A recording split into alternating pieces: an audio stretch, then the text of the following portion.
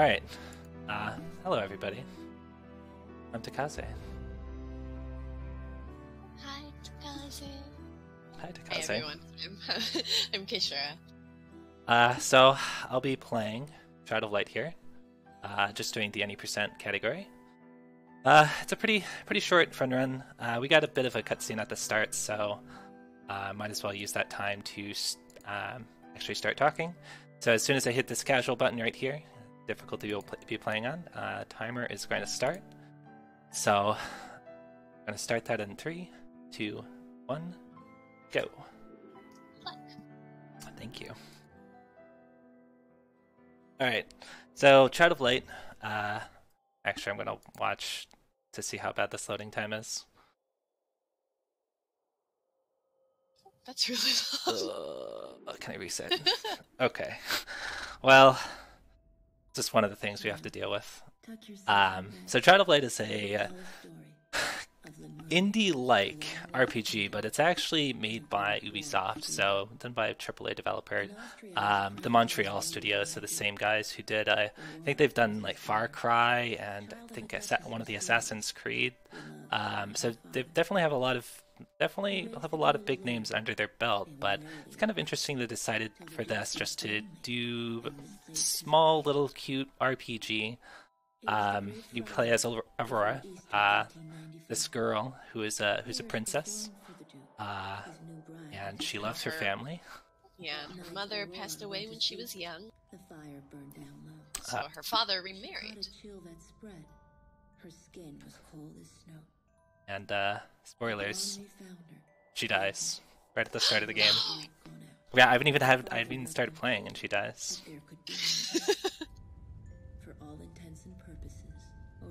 So a lot of the cool things about this game, it's a really cool casual game. You might have already noticed that the narrator is speaking entirely in rhyme, and that doesn't apply to just the narrator.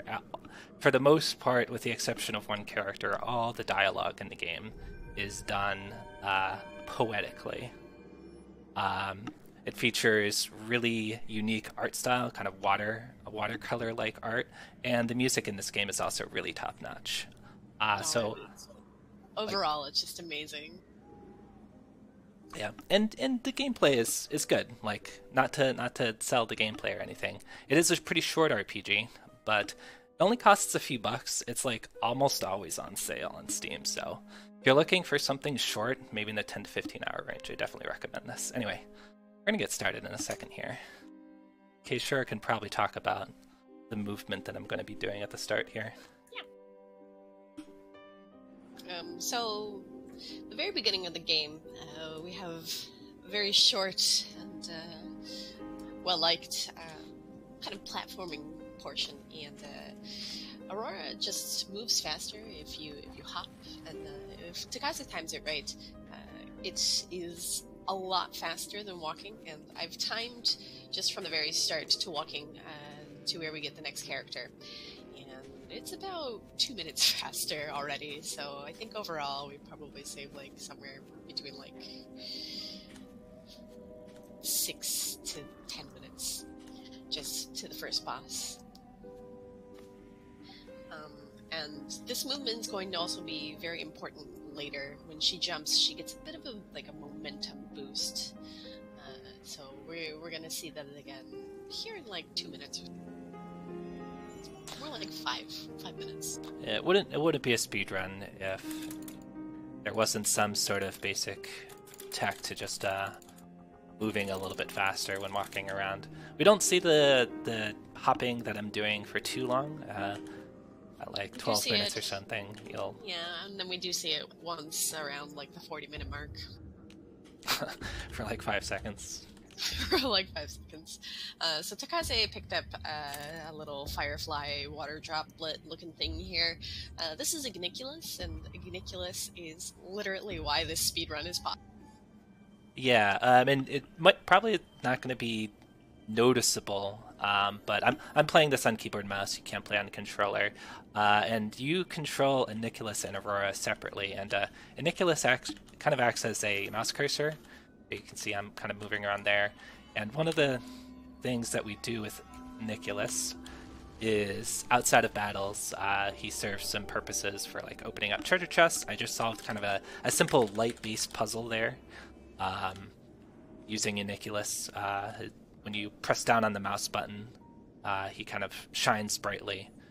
Inside of battle, he also serves a purpose. I'm going to be able to control him in the same way outside of battle. And when he shines his little light on an enemy, it slows their ATB, and you'll be able to see like how the battle system works a little bit. Yeah, these first couple battles are going to go by so quickly that it's not really. It's not really easy to see, but yeah, Uniculus does slow down the enemies. Yep. And in addition to that, he can also heal the party in battle and out of battle. But a lot of the technique that we're going to be using is to interrupt the monsters before they can get an attack off.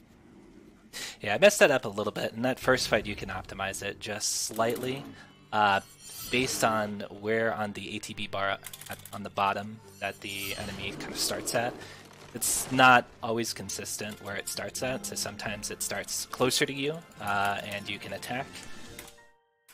Sometimes it starts a little bit further away and you can defend to just buy it a little time.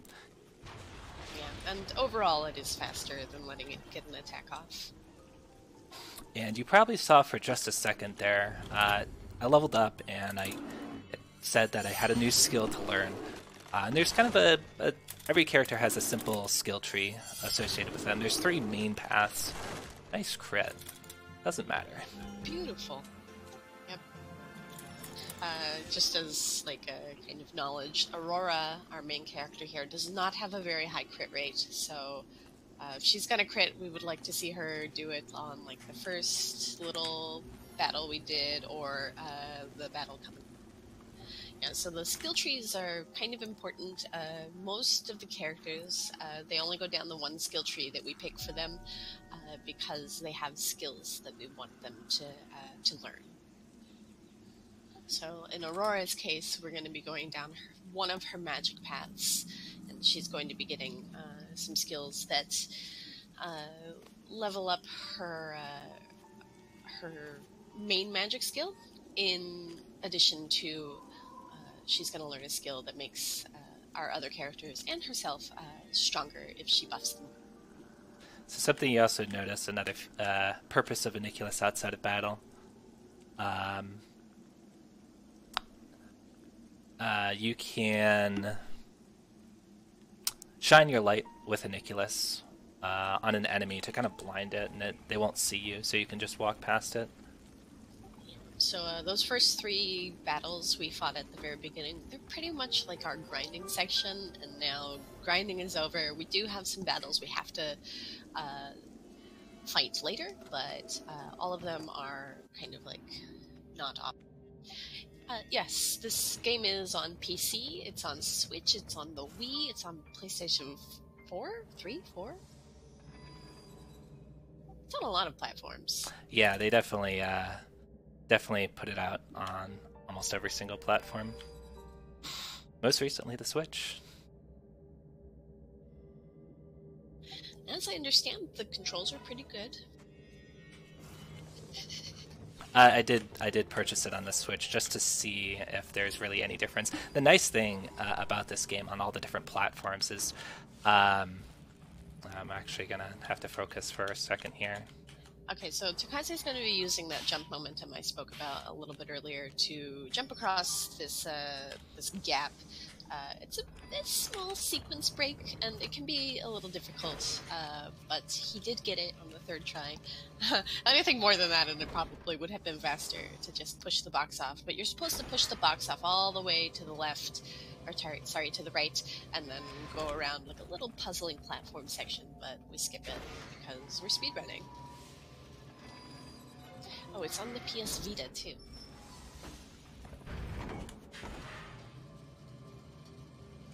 Of all the versions I've tried, most of the stuff... There aren't too many glitches in this game that we'll be abusing.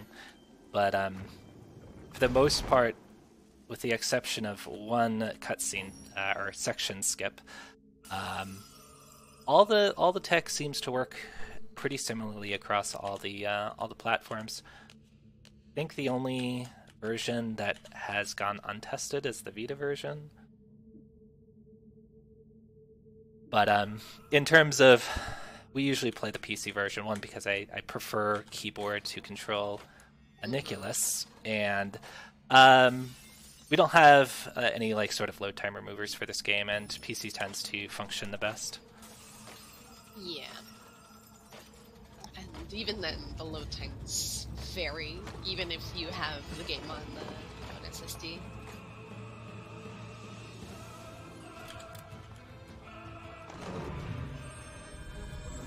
So this next boss, we are going to see Takaze is going to be spending all of his mana points to attack this monster.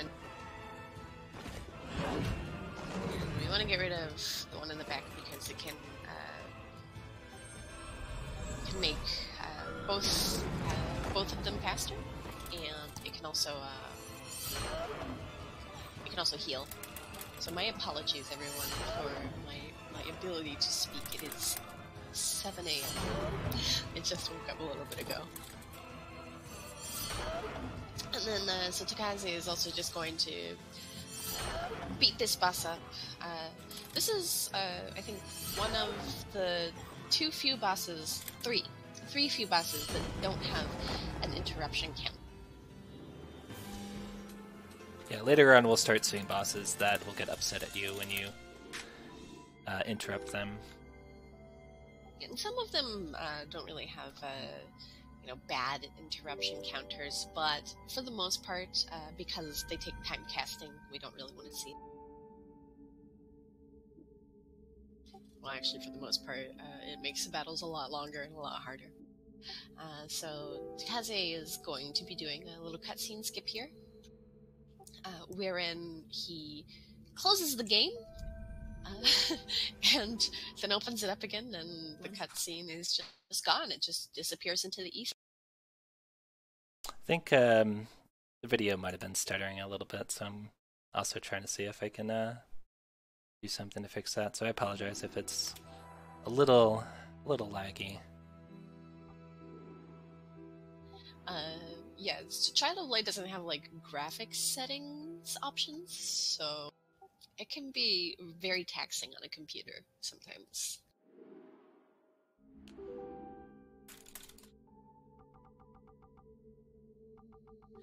So Takaze is literally going to do what he did just now again. So after we go through all of this text, and he's gonna look for Aurora to kind of raise her head and exit the game. And for some reason, this skips these cutscenes. Yeah, but, the game does a... I don't want to call out the game, but we abuse its autosave feature a lot. Sometimes in the bottom right, you'll see a little symbol, but you see in a lot of games, and it means it's autosaving, and it doesn't... It will save some stuff, but not necessarily other stuff, and for whatever reason, for these two cutscenes, there aren't too many other cutscenes where we can do this with. It will, in the middle of the cutscene, it'll autosave, and it just thinks that you've watched all of it upon loading loading that save. Yeah, and so a lot of other really interesting places, the autosave feature comes in handy with us doing the speedrun. So Takaze picked up a black magic flute. You didn't really get to see it, but I promise you it's there. And we're going to go ahead and get our first party member. Well, I guess our second, because Igniculus is technically part of our party, so our second party member.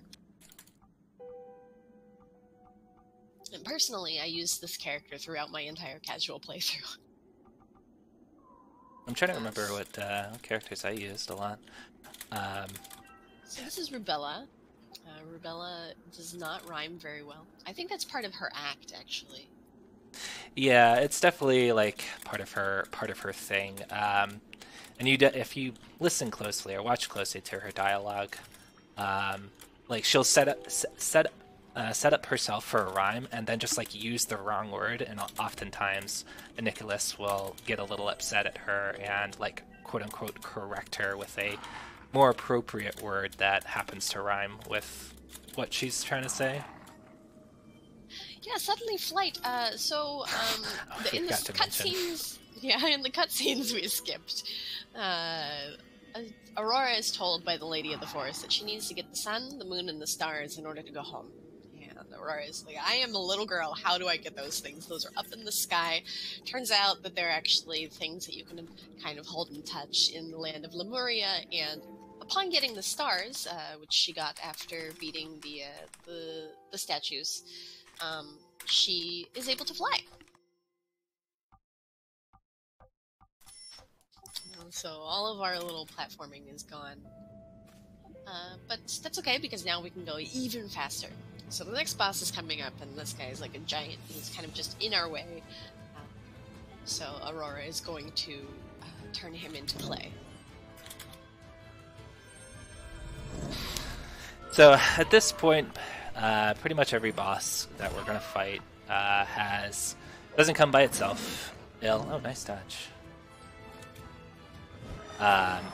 They'll have a series of ads, I guess you could say, just monsters that happen to be with the boss.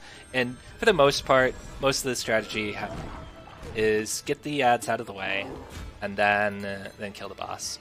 And this is done because like it can be really frustrating to get attacks off when you have 3 things that can attack you and interrupt you. So we reduce it down to 1, and that just makes the fights a lot easier to deal with. And oh, he went fast there. No, Aurora, what are you doing? Well, oh no, it's okay. She can take a nap. She's a little girl. It's actually slightly faster if she dies right when she just did, as long as I can keep Ogre, or Giant, doesn't actually have an official name. I'm not doing a very good job at it. If I can keep him interrupted, I could get him in a loop and he just won't do anything. Yeah. The problem is like Rubella is so much faster than him on the weight bar most of the time, but sometimes she's not.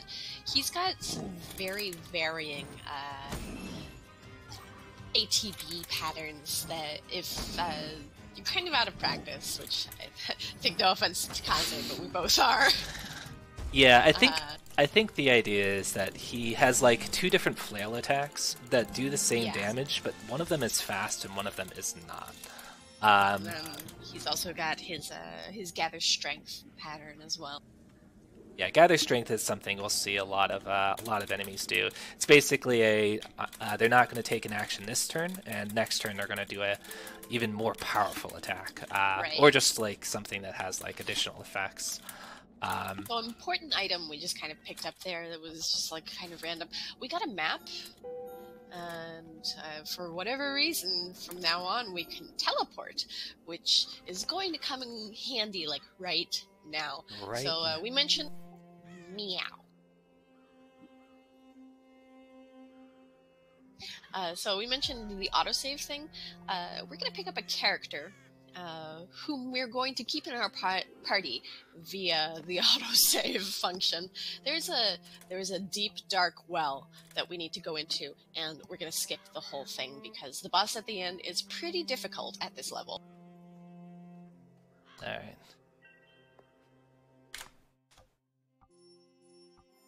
So what's going to okay, happen? there we go. That always stresses me out every time I do it. Yeah, so what's going to happen is when we go into the well, we get Finn into our party. Finn is our magic user. And when we go into the well, we can also open up the menu to teleport.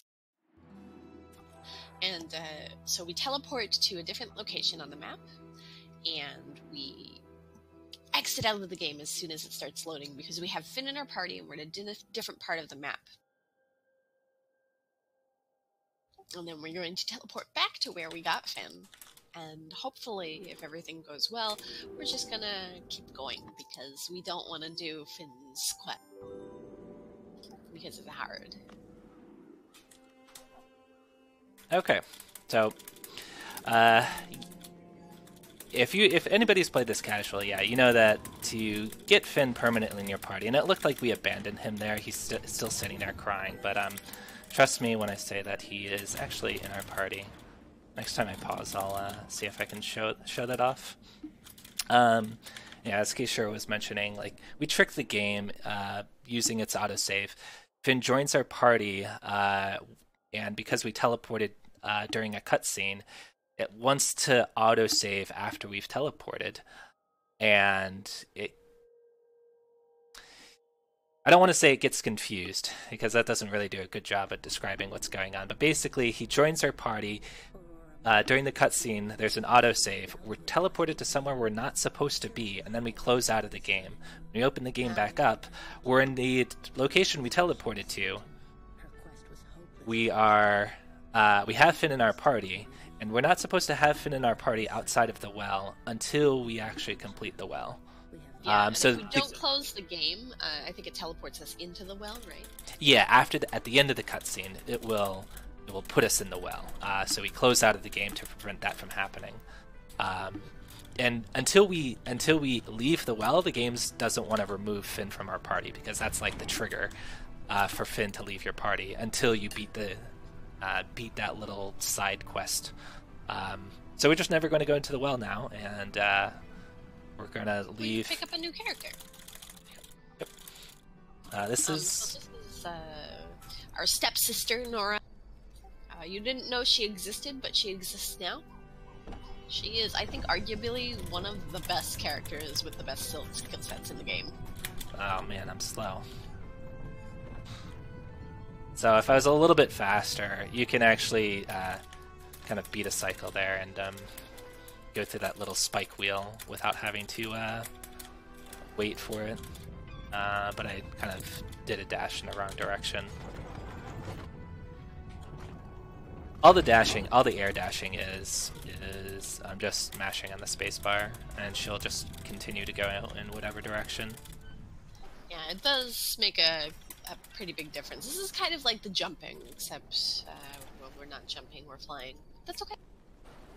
So Takaze is picking up these jewels here, sapphires and things and whatnot. And earlier we got a ruby. What we're looking for is a combination of sapphires and emeralds, because we want to have a gem called a tourmaline, and that was very nice. So we want to have a gem called a tourmaline that we are going to be using to make our magic stronger. So it's kind of like a Diablo-esque style thing where you take this gem and you equip it to either your weapon, armor, or accessory slot, and it gives you some extra stats and bonuses that are going to be really important for the speedrun. And the ones that we do kind of focus on are pretty much guaranteed, with the exception of the one jewel that we want to put into our accessory slot. I think something killed my timer. I have no idea what time I'm at right now. Not that it's too important. So we picked up another character called Robert. Robert is also very important, and he's actually going to be the one character we do the side quest for, because otherwise he doesn't get back in our party.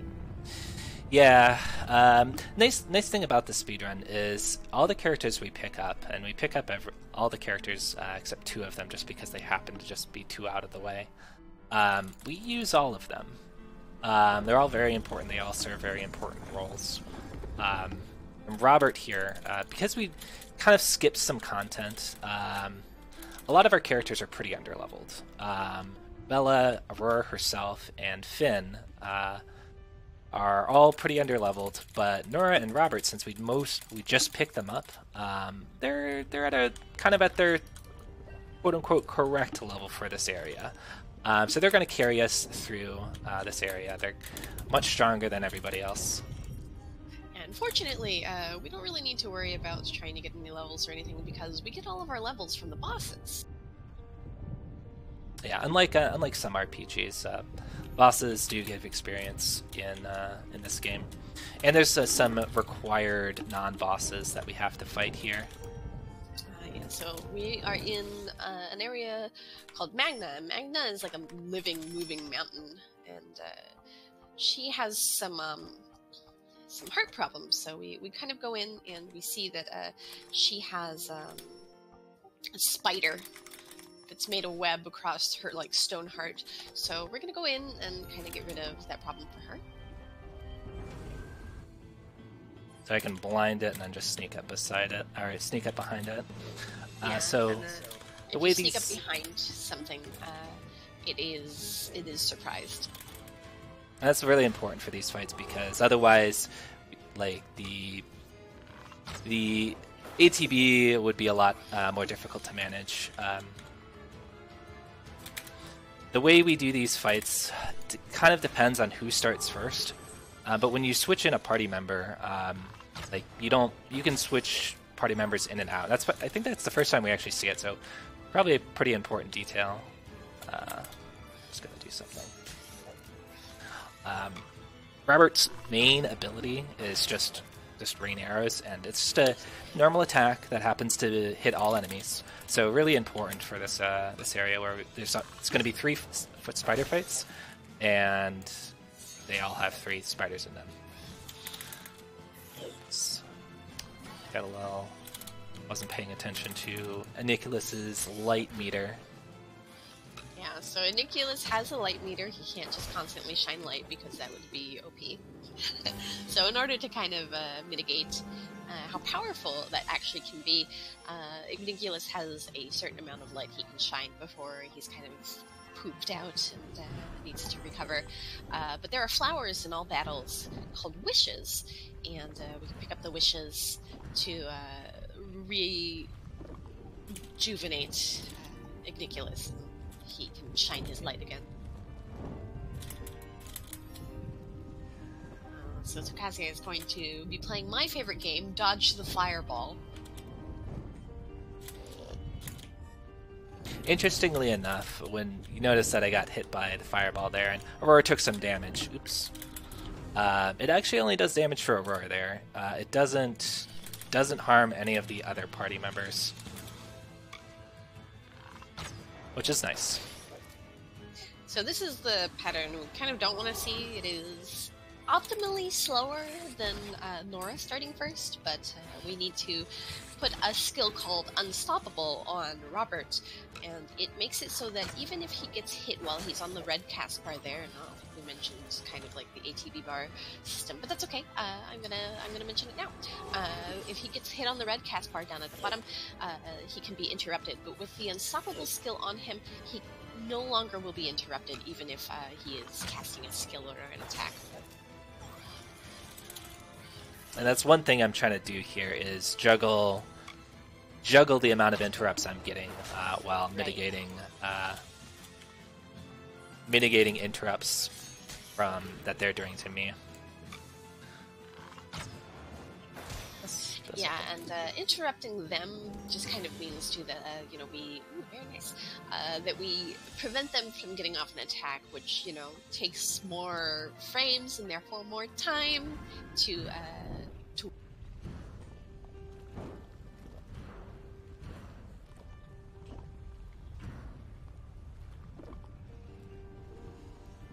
Let me know if the video is still stuttering. I can fix it, but I'll have to do it at I have to bring the stream down for. Excuse me, I disagree. Sometimes if you don't blind the enemy long enough, you get into a battle. It's kind of annoying, but that's okay. It's gonna be a ruby. Oh, it was emeralds. Nice. I've never gotten emeralds out of that ever. Some of the chests are pseudo-random in terms of what color the oculi is. That one usually is a ruby. I don't have any numbers, but just from anecdotal evidence, yeah, that's like mostly a ruby, sometimes an emerald, and like I think even less is a sapphire. There's different tiers of the oculi, and we'll see. Well, if you've been paying attention, you might have seen I've gotten different sizes, basically. Well, there's a different size and then the different colors. And I'll be using the oculi I get from all 3 of the spider fights, which happens to be a tourmaline, a amethyst, and a citrine. And I'm going to use those to create an onyx. And onyxes are really nice.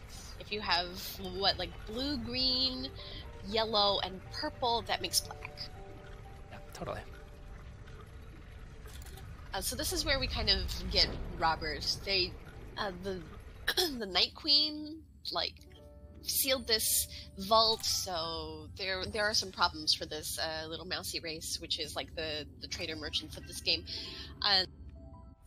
We opened it. You needed a firefly, and that was their problem the whole time.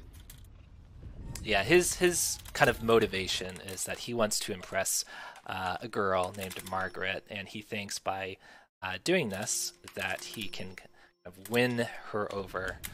Do some leveling up before I get into this battle. Nice. I know our first. Which one is this one? So now that he's unlocked the vault and gotten the village their money back, he's gonna go back. Well, he might go back to town. We might not see that happen. Yeah, depending, we may or may not see the fact that spoilers, Robert gets rejected by this girl. If the cutscene doesn't happen, then it doesn't happen. It's true. We're just rude. These spiders have a kind of annoyingly high dodge rate. Yeah. Oh my gosh. On the flip side, Robert has a pretty impressively high crit rate.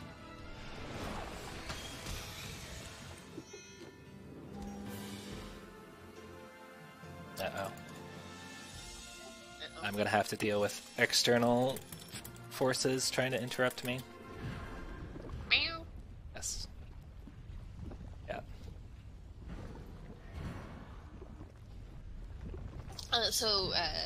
Now that we've gotten rid of all of these little spiders, we've removed the cast of webs across Magna's heart. We're going to go finish off the boss, but before we do that, we're going to combine all of these oculi into a set of oculi that we want, as well as give our characters skills. So we mentioned earlier that most characters go across a certain skill tree. Finn here is going to go down the electric skill tree because he gets a skill called, what was it, Capelli Rage, and it boosts his magic by a lot.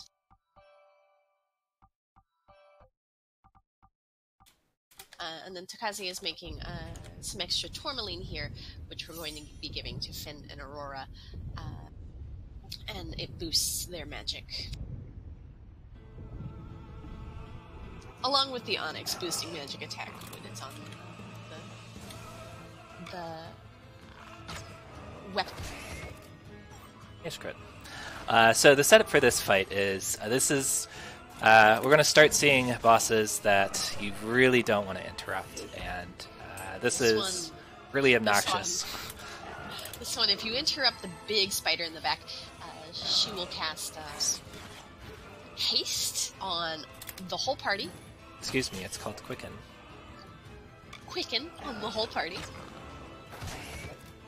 Nice which includes those little spiders in front, and we don't want those guys or the big spider to be quickened. Actually, let's do this. So the little spiders take a bunch of damage from physical attacks, but the big spider takes a bunch of damage from magic attacks. So we have to kind of switch up our strategy once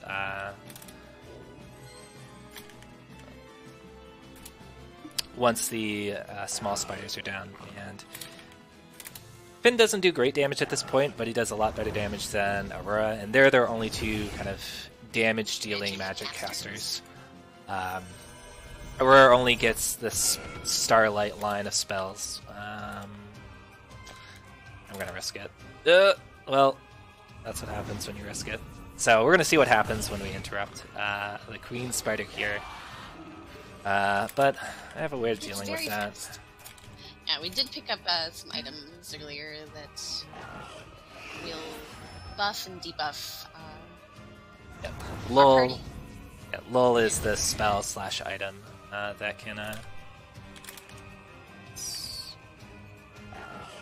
I went the wrong way. Yeah, there's a way you want to scroll the items, because like if you want a potion to heal as opposed to a potion to slow down or make your characters stronger, you just want to go up or down. Items are always in the same area, and that's one thing I really like about this game. Is like when you get really fast, you already know where everything is. All your items or abilities are in the same spot in the menu. Yeah. Did I not? No. I didn't grab that. Finn does not have a lot of MP, and that's going to be like a theme throughout the entire speedrun.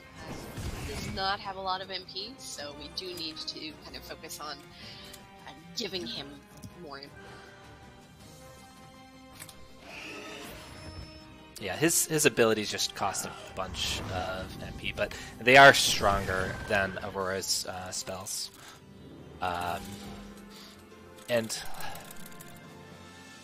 let me focus for a potential thing happening here. So Takaze is going to try and open the menu here in the middle of this cutscene in order to... I did not get it. Oh no! In order to try and skip a cutscene where Robert gets rejected by this girl. But now we get to see Aurora's Black Flute abilities. It's a bit of a joke that we have. So, I mean, if we're memeing around, then we say that she hypnotizes people to join our party by playing a flute.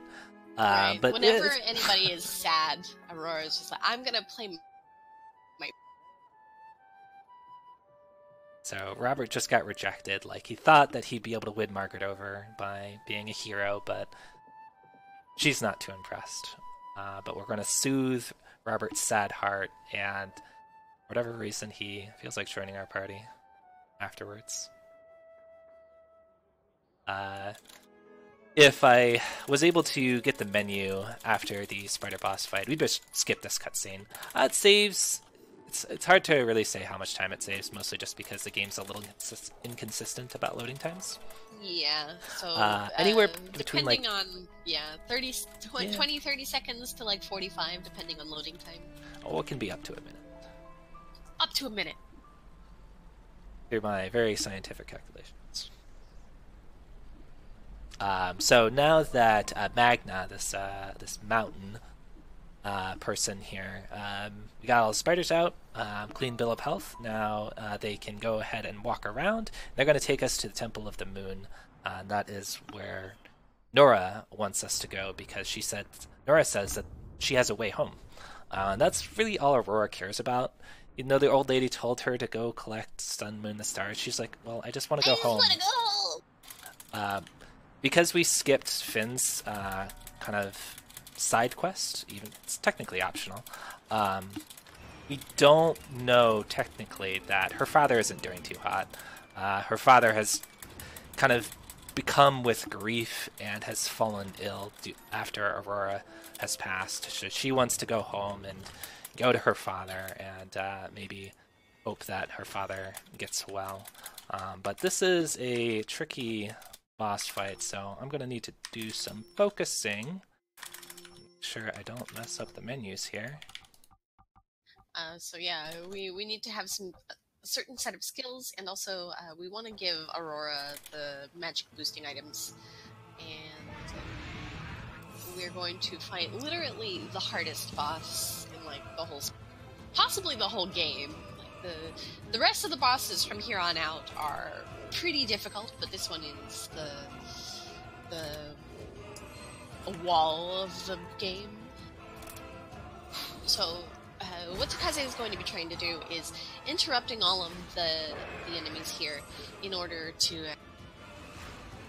make sure that we can kind of keep them all in the same spot on the ATB bar, and that's what's and then he's going to be switching out Rubella on the top for Aurora, and be doing damage to... Got lucky. If that hit Aurora, that'd be really bad. Yeah, and be doing damage to the Wraiths in the front here, which are vulnerable to light.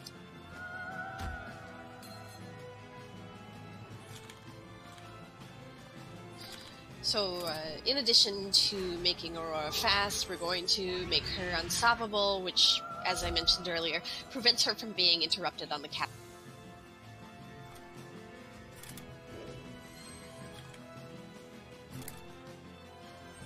And then we're going to get out Finn and we're going to try and kill the monsters in the front as fast as possible. Well, oh, that sounds like you interrupted. Yeah, Oh, I think I let off the slow on Griffin, so he was way far ahead. We're going to do some stuff to make it less bad. So this fight's just got quite a bit harder, because that is really nasty. But luckily I was able to pull Aurora out of the party so she didn't get debuffed. Yeah, characters keep their buffs throughout the entire battle. Do this again, actually. I'm gonna let a turn from Griffin go by. Yeah, it's really... we have... I guess you could say we kind of have this fight scripted, but it's not necessarily actually scripted. Yeah, because we can manipulate the ATB of the enemies, it doesn't, for the most part, it doesn't matter what actions the enemies take. The only thing we need to care about is where they are in the ATB and making sure to interrupt them at right times and not interrupt them at other times. Takaze is going to take a heal on Aurora here. Because she's doing the bulk of the damage, she is often targeted the most by the enemy. Seems like it. And the front wraiths are almost down, fortunately. It's just it can be difficult. One more after this.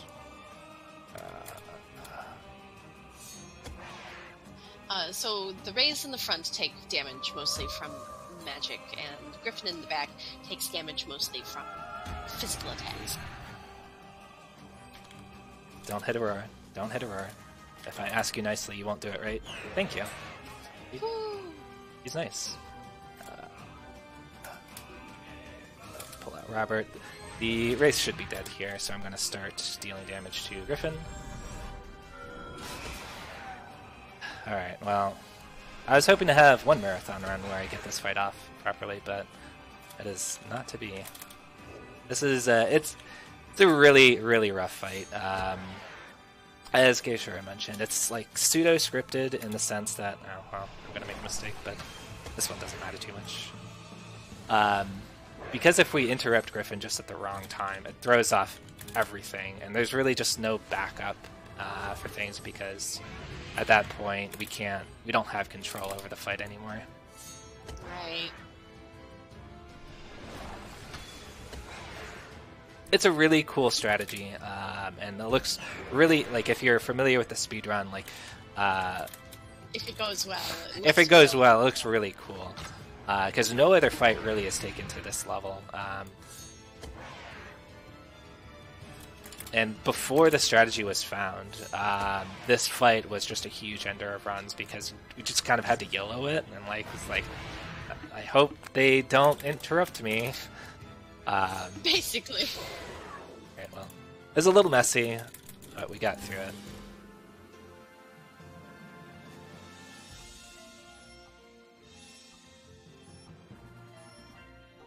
But that fight can go a lot worse, so comparatively, it was okay.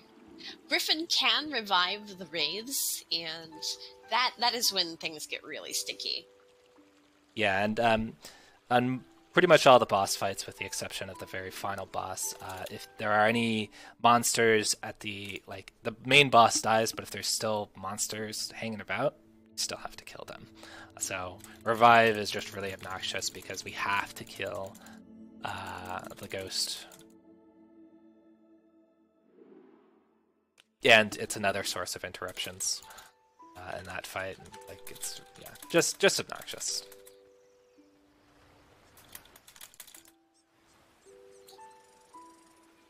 All right, so story time.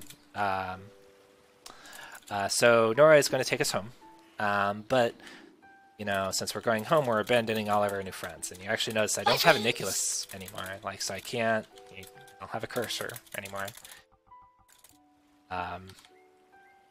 But hey, we're gonna go home, right? End of the game. That was the final boss. Yeah.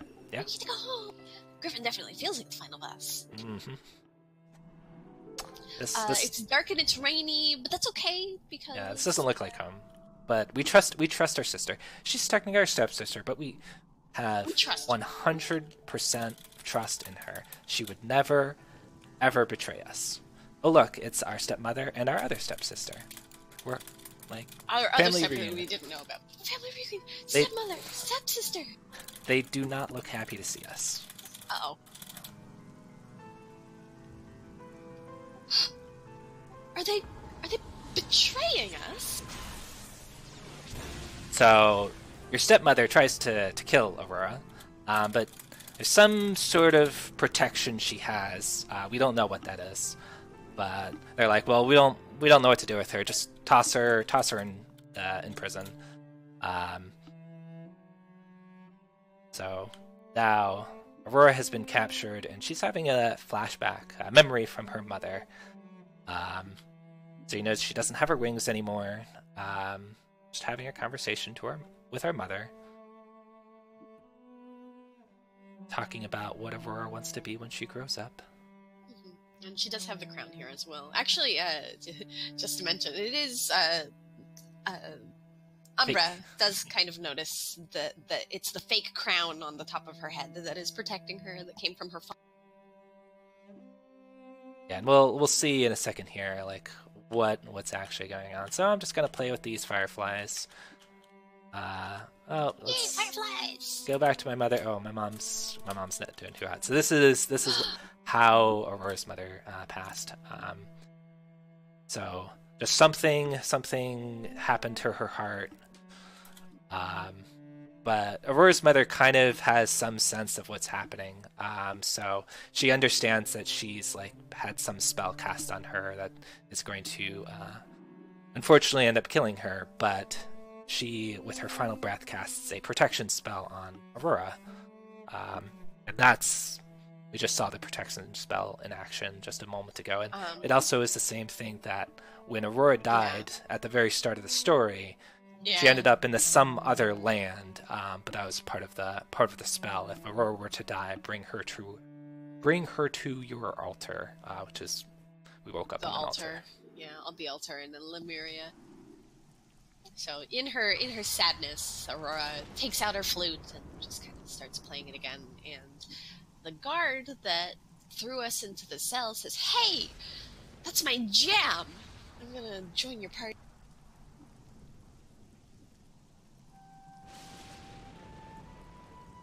As we can see here.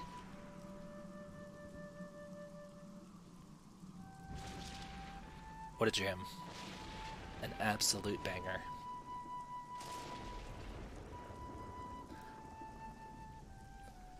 Yeah, and then the guard kind of comes up and he's like, "I really like that song. Let me into your party so I can hear you play the flute more."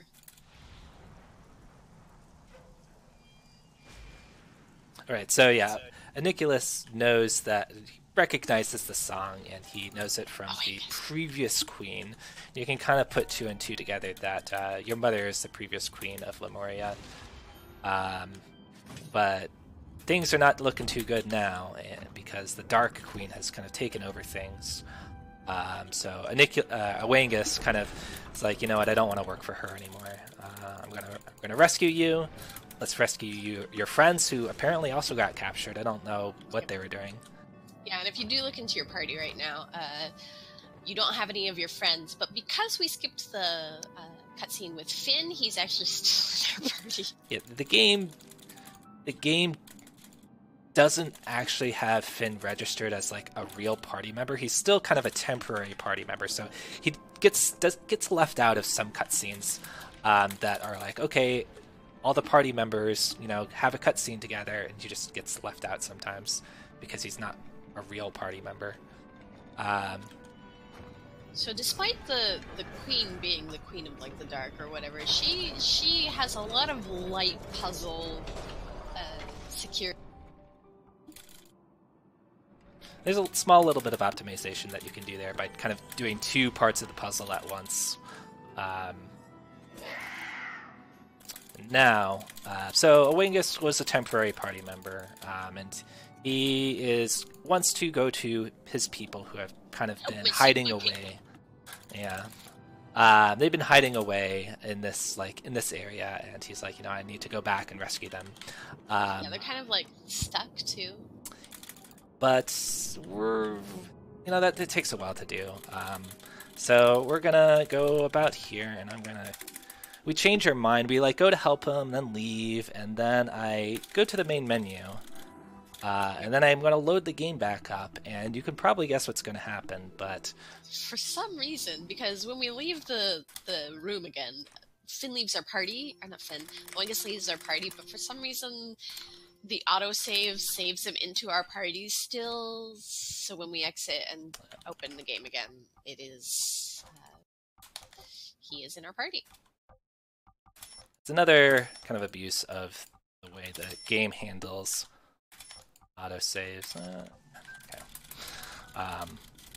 So we take all of these Stardusts, which are basically like free stats, and we kind of put them on, and then we're gonna go fight like the next like groundbreaking boss of the speed or time-breaking boss, I suppose. This is Cordelia. I can't remember what was it. Perceptor. Yeah. It's her real name. But Cordelia is so much easier to say. So with Cordelia, she has these two banshees. They're really obnoxious, kind of like the other ghosts that we just fought in the Griffin fight. Oh wow, tons of damage. They're resistant to physical attacks. Take a lot of damage from light-based abilities, so that's where Starlight comes into play. We do want to get a damage elixir off on. Yeah, I decided to play it safe. Yeah. But we want to have Oengus not die, because right now he's got an ability called Taunt off, and Taunt makes it so that all of the enemies attack Oengus, meaning he dies a lot faster. Yeah, Oengus is kind of your physical damage dealing tank. He doesn't really have spells. He has... Jeez, they're just doing so much damage to him. Gonna play it a little safe. Getting some unlucky crits against us, and we haven't even been able to get that damage elixir off on Aurora. I think we accidentally got it off on Oengus. Oh, did I? Jeez. Well, that's unfortunate. This fight's gonna go a little slower, but that's fine. I have to use this turn to taunt now, because that's not happening. Oh, he's one of these crits. That's game. Oh my goodness! Yeah, so this is just one of the many things that can go bad on Cordelia. I did not bring her arrive. So we're just gonna flee. You can run away from boss fights. That's really unfortunate. You can run away from boss fights. That's kind of silly, but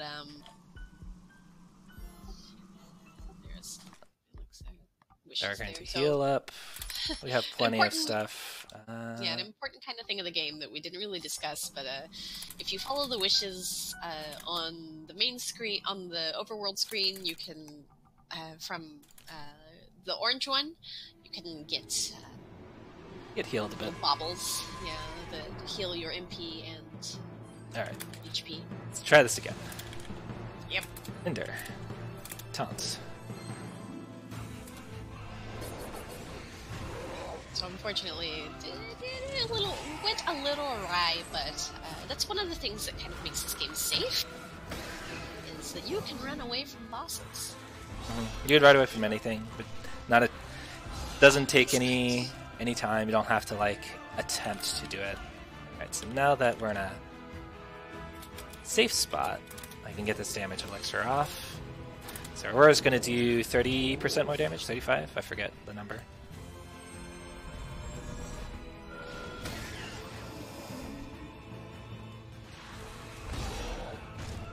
And this is already better. It's not slowed. Ooh, nice. That's actually helps me out a lot. So Oangus has the chance on normal attacks to just knock them back on the ATB bar. 10% chance. It gets better as the game goes on. I'm going to use this time to just get a taunt in. Pretty sure I had another turn, but this game's actually... The second fight is going really, really smoothly. That one was about to Wheel of Death, which is an AoE attack, which kind of bypasses the taunting. I'm going to that just for safety. It's another Wheel of Death. It's fine. Wheel of Death. If there are too many Wheels of Death, Aurora can be danger.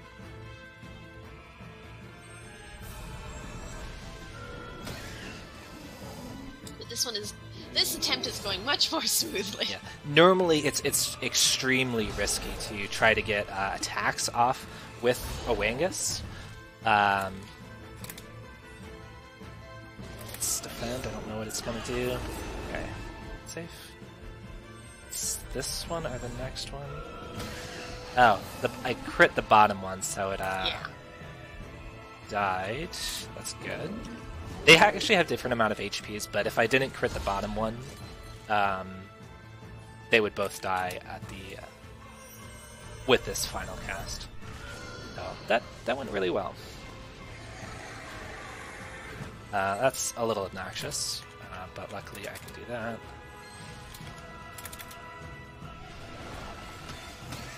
Something that Cordelia can do is well, oh, it doesn't matter too much. Interrupting Cordelia is a little obnoxious because she heals herself, but it's not nearly as bad as some of the other counterattacks. Yeah, and with the race in front dead, it is ultimately not that much of a time killer to interrupt her. We do a bunch of damage, so it just makes the fight take one more turn longer.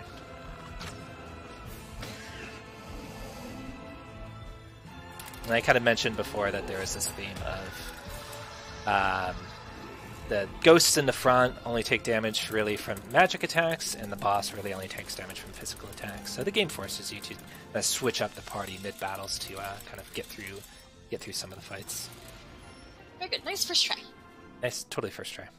The second try was like the only thing, like if I was really shooting for a PB temp, the only thing that like I would have been like darn was that I didn't get crits with Oangus or Finn, really.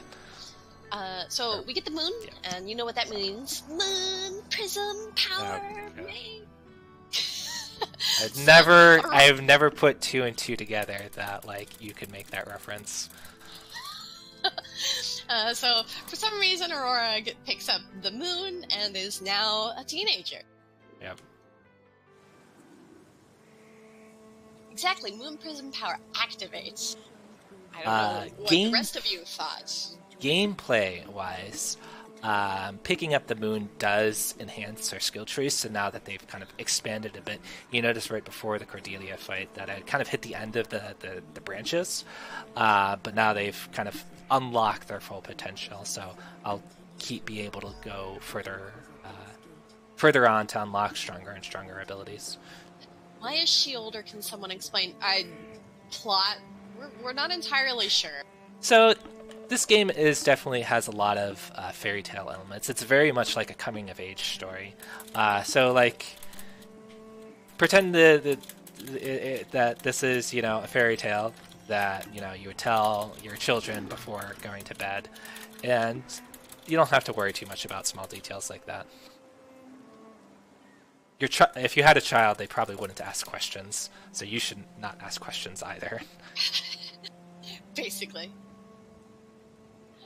So we come across this rainy town that is it looks cold and empty, but there is one house with a light, and we find something something pulling master sword. Yeah, exactly.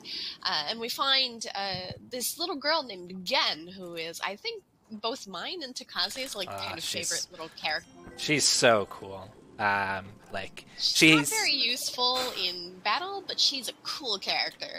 She actually has some like really cool like battle stuff. So she's like kind of like a battle mage type of thing, where she has like a lot of her stuffs are based on like she has like slows and knockbacks, and she has a paralyze.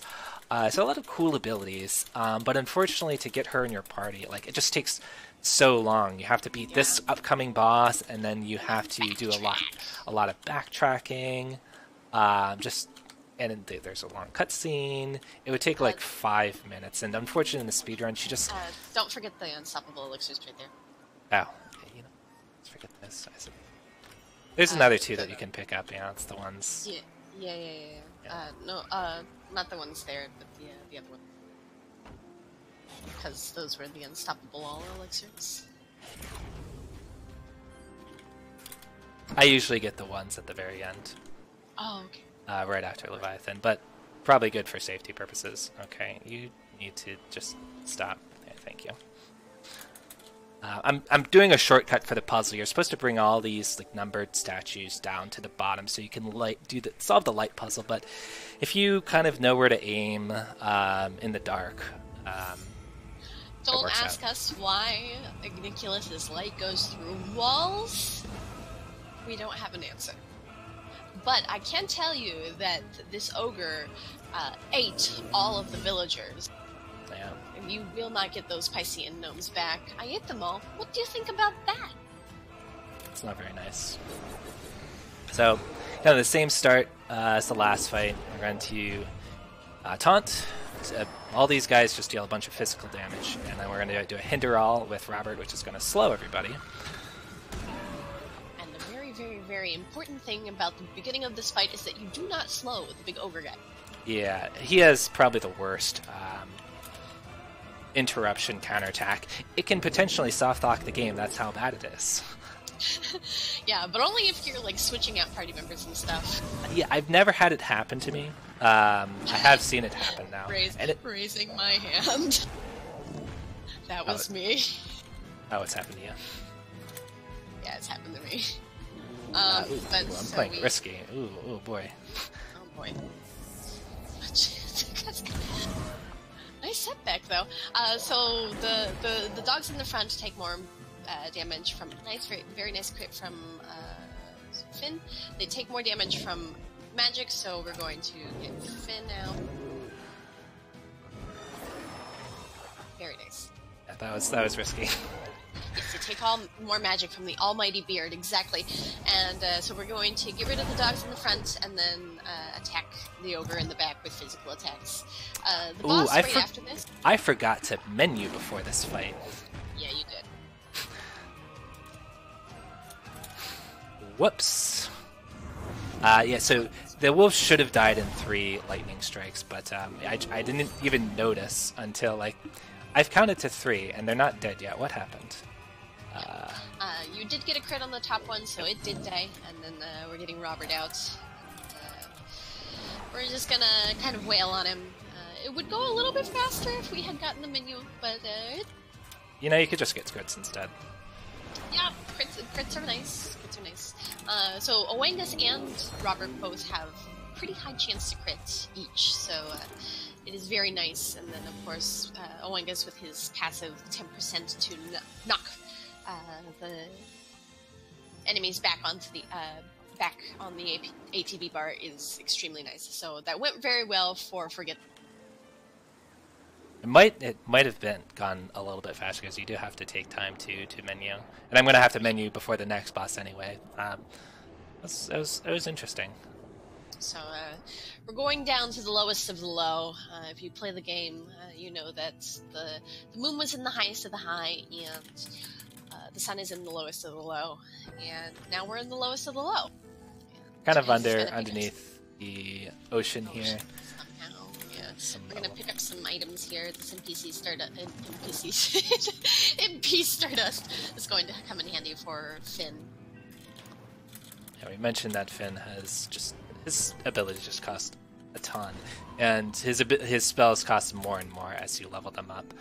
But they Don't do a forget to menu. lot. Yeah, we will. The next menu is pretty big, so we won't forget to menu here. Yeah, this fight will not go well if I forget to menu. Like I'll notice pretty quickly, and then I can just pop out of the fight. And So we're actually going to go up into a little secret area after this cutscene here and get 7, right? Yeah, 7 onyxes and another MP Stardust. So we're not going to forget about this menu here because we are going to automatically put these. Oh, 6. We're automatically going to put these oculi and things on. So we do want to fill out our.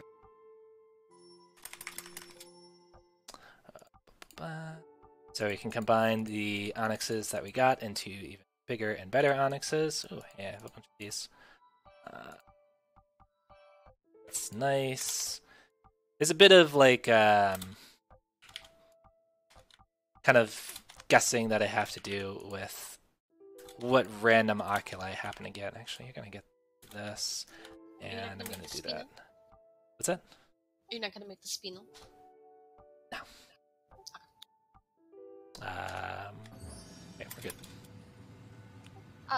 Stardust. No. It's alright. It'll be okay. It's fine. Finn's just gonna run out of. It's we want to get 6 extra MP onto Finn, so I'm just gonna have to make sure to keep him topped off on his MP. Very different. I smell popcorn. 2 different enemies here. One of them is this Gollum thing, gargoyle, and there's another kind of ghost. If you remember, the ghost takes some extra damage from magic attacks and particularly light-based spells. And the Leviathan or Sahagin, this guy doesn't really have an actual name, so we just call him whatever we want. For whatever reason, the bottom gargoyle thing takes most damage from physical attacks and has a weakness to fire. Very nice crit.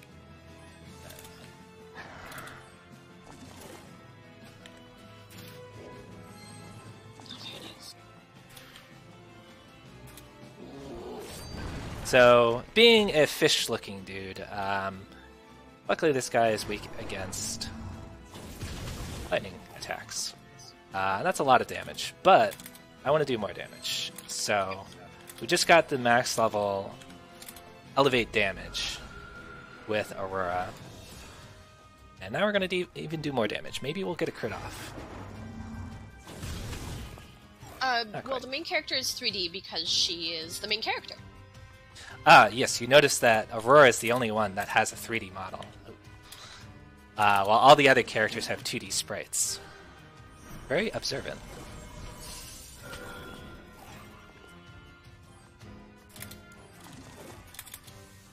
It's fine.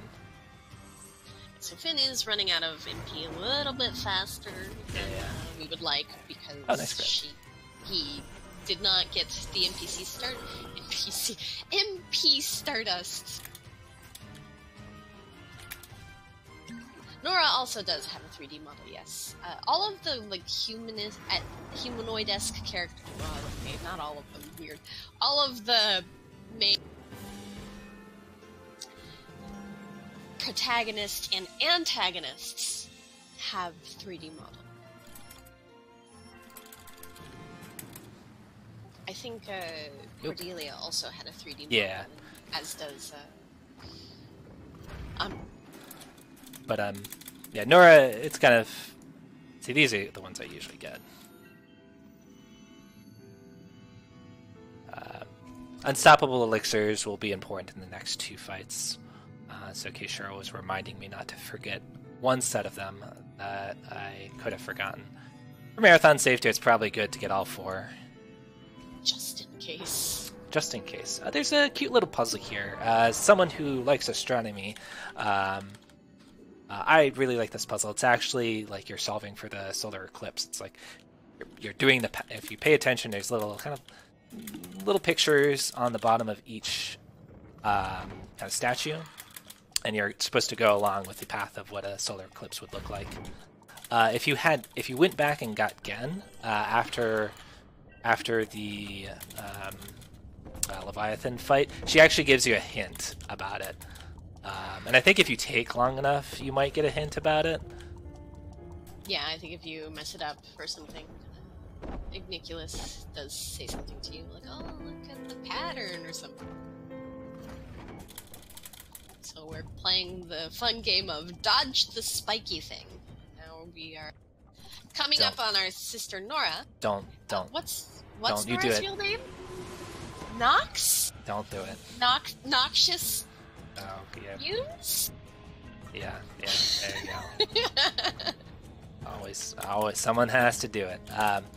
If you know your, I believe all the names come from Latin. So there's Umbra, Chrysipelum, and Nox are all the real names of your sisters, and they're all based on shadow or darkness. Umbra is a scientific term we use to describe eclipses. I think it's Latin for shadow. Nox is just night. I forget what Chrysipelum is and where it comes from. Something to do with the moon. I'm not sure. But yeah, so... And then you have Aurora, of course, which, Aurora Borealis. Kind of nice, cool little tidbits if you look for them. Nox is not the sun. Nox has the sun. Yes.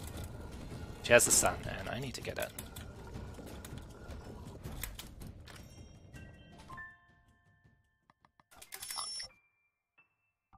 So yeah, these were supposed to go to you.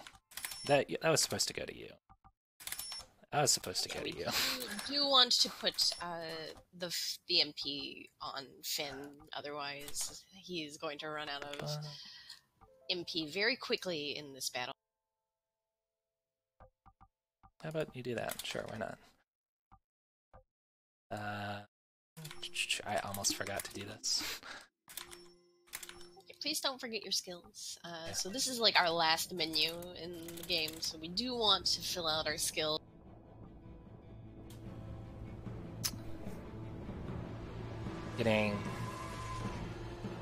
So, sister's angry at me, she turns into a dragon. That's totally what happens. Oops. Mixed up on where I am in my menus. Now I have 6 unstoppable elixirs. Wow. So many. Not gonna need them all.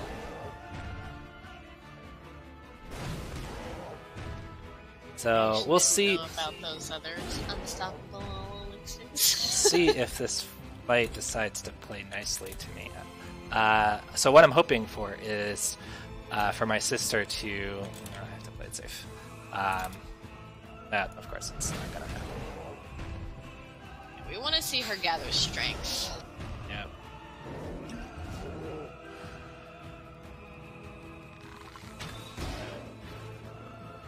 If she gathers strength, there we go. She's basically like charging up for a very, very, very, very, very painful attack. If you've watched Dragon Ball Z, it's basically that. She's gonna spend the next like 20 episodes charging up her spirit bomb. Do not give her your energy. Very nice crit from Angus there. So magic attack does do a lot more damage on Sis here.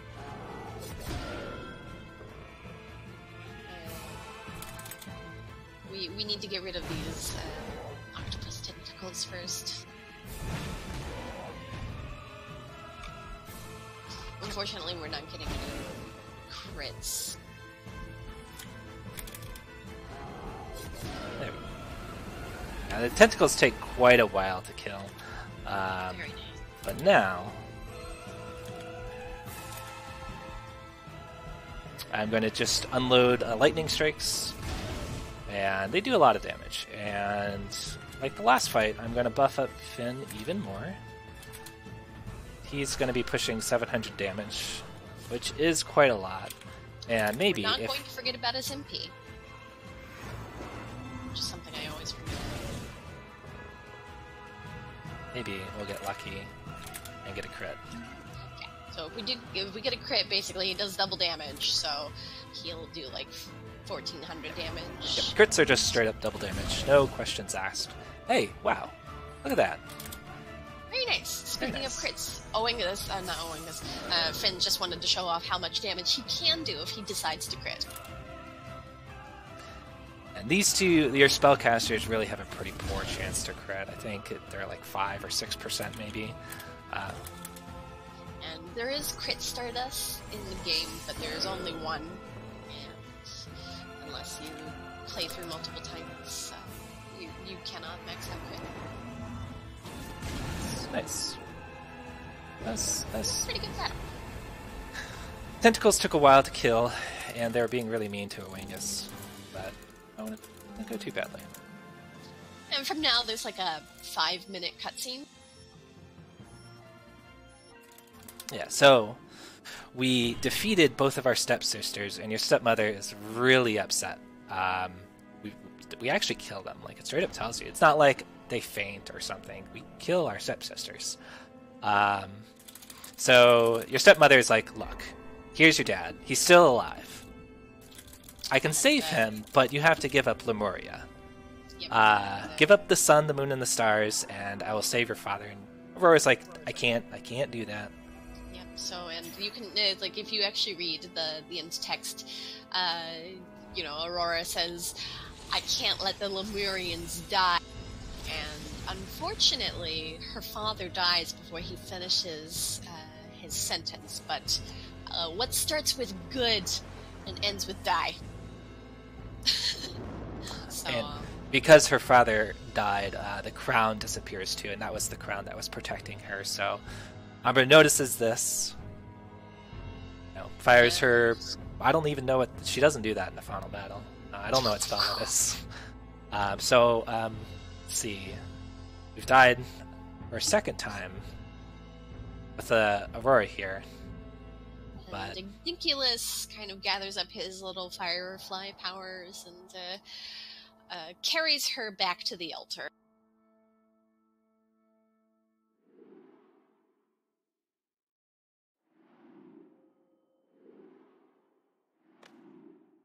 Man, if only there was someone who could save us. If only. Wait a second. Who's that standing? That's the Lady of the Forest. We saved her. Yeah, we did. We if you remember, we skipped the cutscenes where she told us about stuff. Oh, look. That's our mom! You know it's her mother because I'm pretty sure the whole wavy hair thing flowing in the wind is like genetic. And she plays the flute. No one else plays the flute. Yep. So the flute's music just kind of carries across the entire land of Lemuria, and all of the people who are still alive come to see why the Queen of the Light is playing her. If you do all like the side quests and don't skip cutscenes, you probably recognize some of the figures here. So we have just different peoples. So these are Finn's people. We had Robert's people. We had Oangus's like brothers and sisters. They're all traveling to the altar. Oangus's people kind of stay at the castle because it's their duty to protect it in all times. But yeah, and we noticed some people missing from this cutscene. Just a few. There's Margaret, who we didn't. Oh, wait, we did meet Margaret because we did. We got to see Robert get rejected, but he'll be fine. The sun, the moon, and the stars kind of combine and into Aurora, and she is alive again and has a new dress. I didn't get any new powers this time, just a prettier dress. Which is, you know, that's fine, right? You look like Mom now.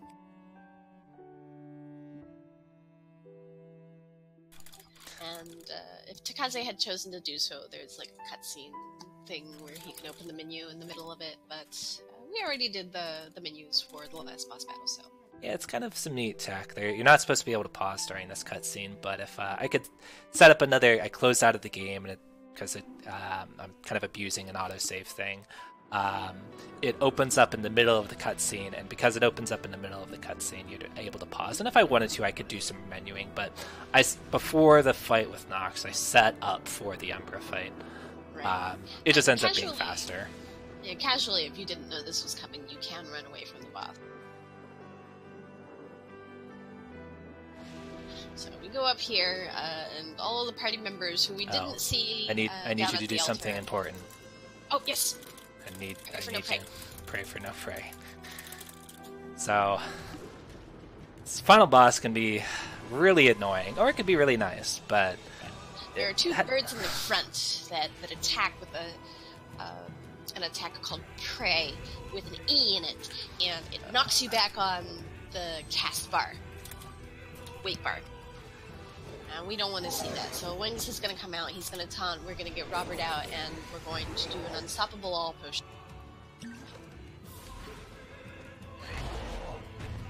And then we're going to pray for nice. Thank you for praying. Very nice cutting talents. This is the best outcome here. Robert's going to hinder all, we're going to slow the birds and hopefully interrupt them. Very nicely interrupted them. And now that the birds are slowed, everything is a lot safer. There it is. Oh boy. Oh dear, oh dear, oh dear, oh dear, oh dear. This is fine. We're fine. If the second one had crit, that would have been really bad. I don't often use Aniculus to heal, but it can be really helpful in some situations when you just need like 2 HP to live. If the second one had crit, the cutting talons, Oangus would have died, and that would have been like, okay, well let's run and recoup. The DLC for this game is pretty good. There are some extra one extra character. Otherwise, mostly just most oculi and things. Very nice crit. So we want to get out Aurora here. She's gonna... Originally, we had wanted her to elevate damage on Oangus, but that didn't work out in our favor, so... Good. Oh my gosh. So we just are going to elevate damage on Aurora herself. She's kind of... Please do not. Sunbeam. This fight just got scary, and I'm not gonna bother. Okay, there we go. Not gonna bother like playing it safe or anything.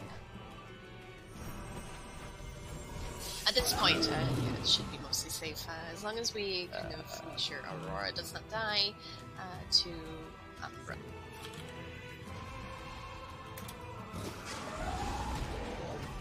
Good. Yeah, so we're gonna... Okay, so that's fine. So we're gonna get off a healing and HP potion on Aurora, which heals her to full. The nice thing about Umbra is when she's by herself, she does spend a lot of time just buffing herself up. Very nice.